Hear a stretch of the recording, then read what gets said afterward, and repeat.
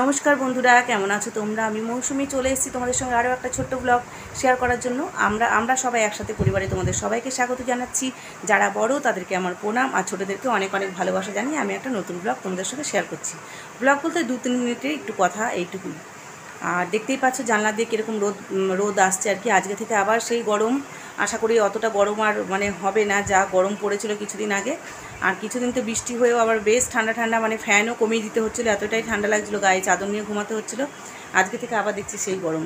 আর ছেলে মেয়ে তো বলছে সমানে গরমটা একটু বেশি হোক, গরমটা বেশি হোক, যাতে ওদের স্কুলটা একটু বেশি দিন ছুটি থাকে। কিন্তু আবার এত তাড়াতাড়িও স্কুল খুলবে না যদিও, কিন্তু ওরা ভাবছে যদি বৃষ্টি হলে যদি আবার ঠান্ডা হয়ে তাড়াতাড়ি স্কুল খুলে যায়, বাচ্চাদের মন আর কি যা।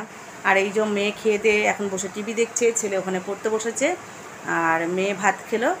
তো চলো দেখাই তোমাদেরকে। পূজা কি করছো? বসে আছি। খাওয়া হয়ে গেছে? হ্যাঁ। এইদিকে তাকা, কি দিয়ে খেলি? ডাটা তরকারি, ঝিঙে পোস্ত। আর এই যে মেয়ে এখন বসে বসে টিভি দেখছে, আর এই যে ওর পুঁতি, এগুলো সম্পত্তি, আমি বলি এগুলো ওর সম্পত্তি, এগুলোই ওর প্রাণ বলা চলে আর কি। এই যে পুঁতিগুলো ওকে কিনে দেওয়া হয়, আবার কিছু পুরনো মালা থাকলে সেগুলোও ছিঁড়ে দেওয়া হয়। পুরনো বললে ভুল, ভালো ভালো মালাও ওকে অনেক আমি ছিঁড়ে দিয়েছি, কারণ ও ওই সুতো দিয়ে মালা গাঁথে খোলে ওই করে ঘরের চারিদিকে আমার ওরকম পুঁতি অনেক পড়ে থাকে।